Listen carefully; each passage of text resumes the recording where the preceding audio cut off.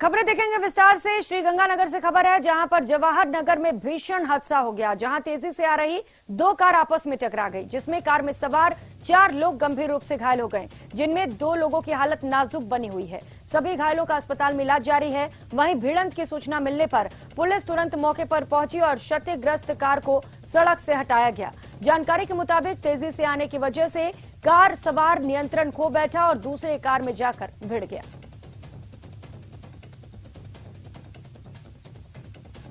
और अलवर से खबर है, जहां पर दर्दनाक हादसा हुआ, जहां तेजी से आ रही कार की बाइक से टक्कर हो गई, जिसमें बाइक सवार 3 भाई बहन गंभीर रूप से घायल हो गए, जिन्हें अलवर के जिला अस्पताल में भर्ती कराया गया, जहां उनका इलाज जारी है। पुलिस से मिली जानकारी के मुताबिक तेजी से आ रही कार बेकाबू हो गई, जिससे उसकी बाइक टक्कर खा गई। ये गांव से अपने मन्नाका के लिए आ रहे थे। मन्नाका में इन्होंने जमीन कर रखी है बांटे की, तो ये सरसों काटने के लिए गांव से आ रहे थे। तो वीरा गार्डन के सामने पता नहीं गार्डन में दारू पी रखी थी, क्या कर रखा था। अचानक जा रहे थे अपनी साइड से, वो अचानक कट में से गाड़ी घुमा दिया और इनको टक्कर। उदयपुर की बात करेंगे, जहां के अहमदाबाद नेशनल हाईवे 48 पर आज अल सुबह ट्रक और कार में जोरदार टक्कर हो गई। हादसे में कार के परखच्चे उड़कर 100 मीटर दूर जा गिरे। धमाके की आवाज सुनकर ग्रामीण मौके पर इकट्ठा हो गए, जिसके बाद घायलों को निकालकर अस्पताल पहुंचाया गया। हादसे के दौरान ट्रक चालक मौके से फरार हो गया। कार सवार घायल गुजरात के बताए जा रहे हैं। फिलहाल पुलिस ने मामला दर्ज कर लिया है और मामले पर जांच शुरू कर दी है।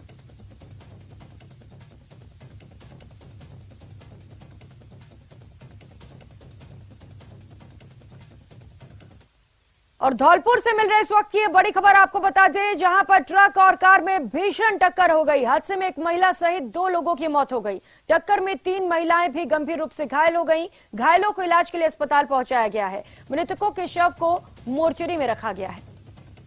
तो रफ्तार का कहर देखने को मिला है। धौलपुर से ये बड़ी खबर आपको बता रहे हैं, जहां पर ट्रक और कार में टक्कर हुई और इस हादसे में एक महिला सहित कुल 2 लोगों की मौत हो गई है, जबकि 3 महिलाएं इस हादसे में गंभीर घायल हुई हैं।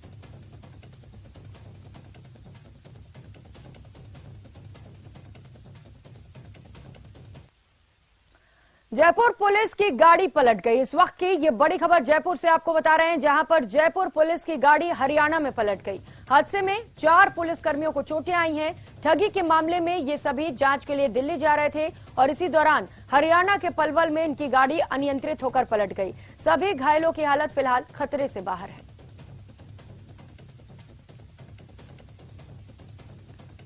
और करेंगे एक और बड़ी खबर का। प्रतापगढ़ से खबर है, जहां पर बड़ा सड़क हादसा हो गया, जहां 2 बाइकों के आमने सामने जोरदार भिड़ंत हो गई, जिसमें एक बाइक सवार गंभीर रूप से घायल हो गया, जिसे इलाज के लिए अस्पताल पहुंचाया गया, जहां घायल युवक ने दम तोड़ दिया। वहीं हादसे में घायल दूसरे युवक का इलाज चल रहा है।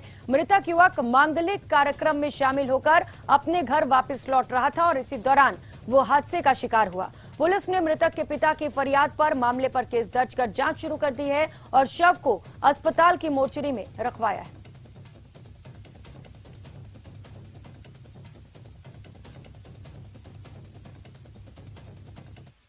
ये देवला का पुत्र है दिनेश। ये रिश्तेदारी में तेजपुर नौतरा डालने के लिए गया था, तो कल रात को इसकी गौड़ी तेजपुर माल सड़क पे मोटरसाइकिल भिड़ने से दुर्घटना हुई थी, जिसकी ये इलाज के लिए यहाँ लेके आए थे लोगों के सहयोग से 108 की सेवा से, जिसकी मृत्यु हो गई है और लाश का पोस्टमार्टम वगैरह करा दिया है। मृतक दिनेश के पिता देवला ने लिखित रिपोर्ट दी है। बांसवाड़ा से खबर है, जहां पर ट्रक ने बाइक सवार 2 युवकों को टक्कर मार दी, जिसमें दोनों युवक गंभीर रूप से घायल हो गए, जिसके बाद वहां मौजूद लोगों ने घायलों को जिला अस्पताल पहुंचाया, जहां उनका इलाज चल रहा है। दोनों युवक बाइक से बांसवाड़ा शहर जा रहे थे, तभी ट्रक ने उनकी बाइक को टक्कर मार दी, जिससे दोनों के सिर और पैर में चोट लगी है। चंद्रगढ़ से बांसवाड़ा के लिए कपड़े लेने को जा रहे थे, तो सामने से ट्रक वाला ने आके उनको ठोक दिया। के आसपास किसने ठोका? ट्रक आ रही थी। ट्रक आ रही थी। ये किस पे थे? ये बाइक से आ रहे हैं। दोनों का नाम क्या है? एक का नाम श्याम चेजर है और दूसरे का नाम तनिष यादव है। और अब बात करौली की, जहां पुलिस ने दीपपुरा में पेट्रोल पंप के सेल्समैन से मारपीट के मामले में 2 आरोपियों को गिरफ्तार किया। दरअसल अपराधियों की धरपकड़ के लिए अभियान चलाया जा रहा है। इसी दौरान दीपपुरा पेट्रोल पंप के सेल्समैन से मारपीट कर जबरदस्ती डीजल भरवाने के मामले में ये आरोपी फरार चल रहे थे। आरोपी गब्बर सिंह और शिवदान दोनों को गिरफ्तार कर लिया गया है।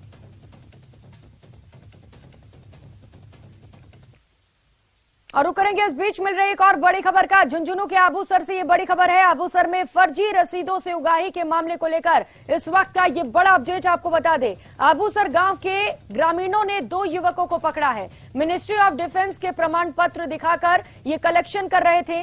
ग्रामीणों ने सदर पुलिस को इसकी सूचना दी। सूचना के बाद सदर पुलिस मौके पर पहुंची। ग्रामीणों ने दोनों युवकों को पुलिस को सुपुर्द कर दिया।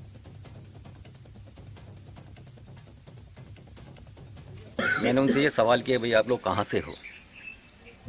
उन्होंने कहा उज्जैन से। मतलब उनके हाव भाव देखे मेरे को ऐसा डाउट हुआ कि कुछ न कुछ गड़बड़ है। तो मैंने उनका आईडी वगैरह लिए, कागज़ वगैरह थोड़ा चेक किए। फिर मैंने कहा भाई आपको मैं पुलिस में फ़ोन करता हूँ। मैंने पुलिस में फ़ोन किया, फिर उनको पुलिस में दे दिया। जहाँ तक है वो लगभग जो उनकी जो ये था कि मेरे को लग रहा है 101% वो हैं किसी किसी चीज़ में इन्वॉल्व। और बीकानेर से मिल रही इस वक्त की यह बड़ी खबर आपको बता दें। पूगल पुलिस की नशा तस्करी पर एक और बड़ी कार्रवाई देखने को मिली। डोडा पोस्ट के साथ 3 तस्करों को पकड़ा गया है। तस्करों के पास से 7 किलो डोडा पोस्ट बरामद किया गया है। पुलिस ने तस्करी में उपयोग कार को भी जब्त कर लिया है। एनडीपीएस एक्ट में मामला दर्ज कर पूरे मामले पर जांच शुरू कर दी गई है।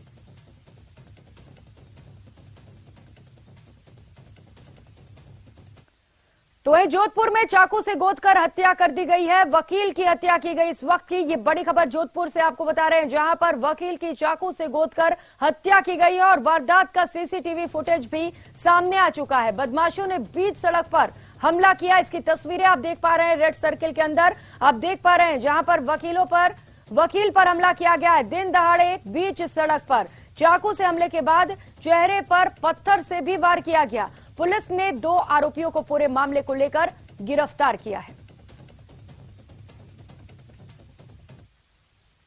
मातागढ़ थाना इलाके क्षेत्र में बदासिया में जो है 2 व्यक्तियों ने, अनिल चौहान और मुकेश चौहान, इन्होंने जो है इनके समाज के ही दूसरे व्यक्ति हैं जुगराज जी, उनको चक्कू मार के और उनकी हत्या किए।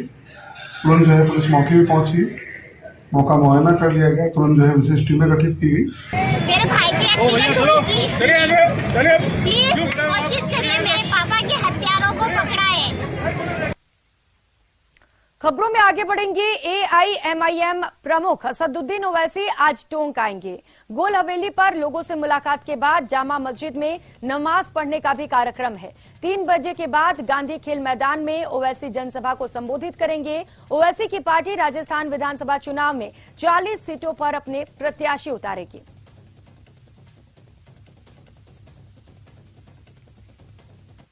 उधर महाशिवरात्रि के पावन पर्व पर सार्वजनिक प्रन्यास मंदिर श्री महाकालेश्वर उदयपुर में भक्तों का तांता लगा रहा। इतने बड़े आयोजन में अनुष्का ग्रुप ऑफ इंस्टीट्यूट के तकरीबन 100 विद्यार्थियों ने अपनी सेवाएं दी और इस दौरान शिव भक्ति का एक नया उदाहरण भी प्रस्तुत किया गया। इस अवसर पर अनुष्का ग्रुप के संस्थापक ने सभी विद्यार्थियों द्वारा किए गए इस सेवा कार्य को सराहा।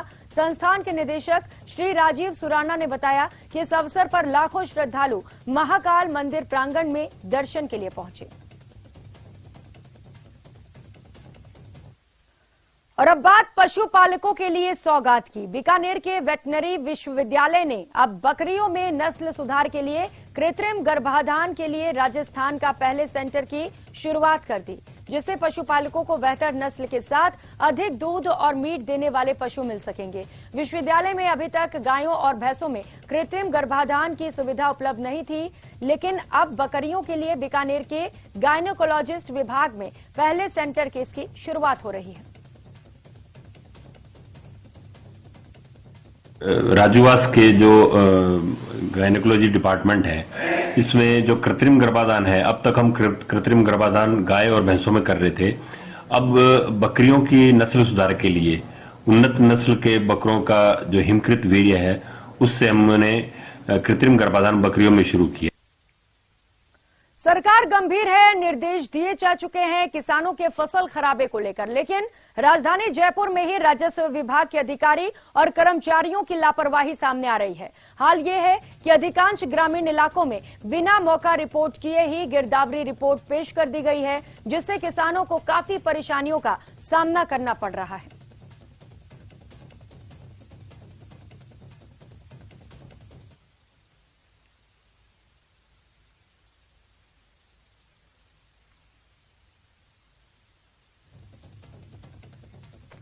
तो पहले मौसम की मार और अब लापरवाही इन किसानों पर भारी पड़ रही है। हालांकि सरकार फसल गिरदावरी को लेकर गंभीर है, लेकिन जिस तरीके से अधिकारी और कर्मचारी लगातार लापरवाह बने हुए हैं, इसे लेकर लगातार किसानों की मुश्किलें बढ़ती चली जा रही हैं। बिना खेत पर पहुंचे, बिना गिरदावरी किए, बिना सही तरीके से जांच किए जो अधिकारी हैं, जो कर्मचारी हैं, उन्होंने रिपोर्ट पेश कर दी है, जिसके चलते ठीक तरीके से उन्हें फसलों का मुआवजा नहीं मिल पा रहा है। हालांकि लगातार सरकार की ओर से कोशिशें की जा रही हैं कि ठीक तरीके से गिरदावरी हो, जो किसान जिनकी फसलें बर्बाद हुई हैं, मौसम की मार पड़ी है, उन्हें ठीक तरीके से मुआवजा मिल सके।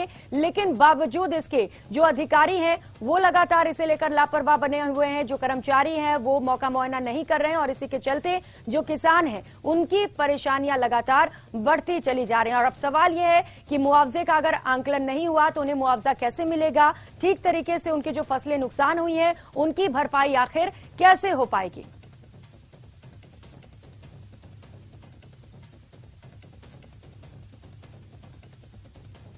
तो किसानों पर डबल अटैक हुआ है। एक तरफ तो जहां मौसम ने किसानों की रीढ़ की हड्डी तोड़ दी है, किसान के जो फसल हैं वो बर्बाद हो चुके हैं, तो वहीं दूसरी ओर अधिकारियों की लापरवाही भी उजागर हो रही है। और चूरू से मिल रही इस वक्त की बड़ी खबर आपको बता दें, जहां पर लाखों की ठगी करने वाला शातिर गिरफ्तार हो चुका है। बकाया बिल का झांसा देकर ये ठगी करता था। चूरू पुलिस ने यूपी से आरोपी को गिरफ्तार कर लिया है। हॉस्पिटल के संचालक से भी इसने ठगी की थी।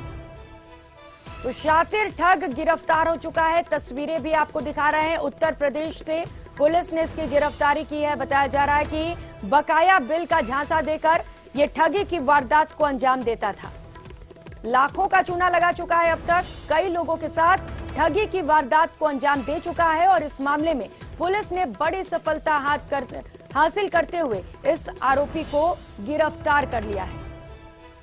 तो बताया जा रहा है कि एक हॉस्पिटल के संचालक के साथ भी इसने ठगी की वारदात को अंजाम दिया था। कई मामलों को लेकर इसके खिलाफ रिपोर्ट दर्ज कराई गई थी। पुलिस ने उत्तर प्रदेश जाकर इस आरोपी की गिरफ्तारी कर ली है। तो चूरू पुलिस ने ये बड़ी सफलता हासिल की है, जहां पर यूपी से इस आरोपी को गिरफ्तार किया गया है।